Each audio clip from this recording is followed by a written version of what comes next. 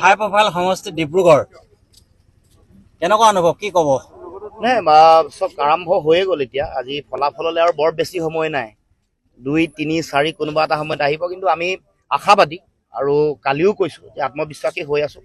আমি ফলাফললৈ আশা কৰি আছোঁ আৰু এতিয়া বেলটৰ চাগে কাউণ্টিং চলি আছে। কিছু সময়ৰ ভিতৰত চূড়ান্ত ফলাফলো আহিব। গতিকে মই আশাবাদী আমি ভাল ফলাফল কৰিব পাৰিম, জিকিব পাৰিম ডিব্ৰুগড়।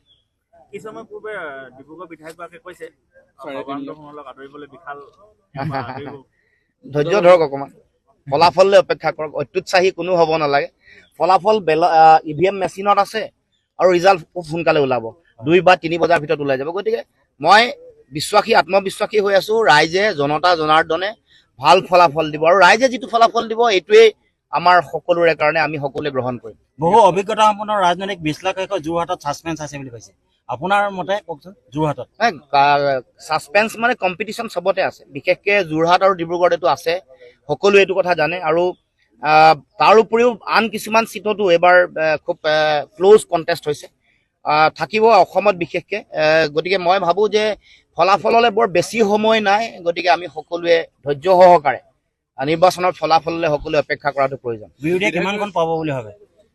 কিমান পাব এনেও অসমত মই 4খনৰ পৰা 6খন আগৰ পৰা কৈ আছোঁ, এইটো আমাৰ ধাৰণা 4 to 6। গতিকে আমি চাওঁ, এতিয়া স্পেকুলেশ্যন কৰি লাভ নাই। গতিকে আহিয়ে যাব 2-4 ঘণ্টাৰ ভিতৰত।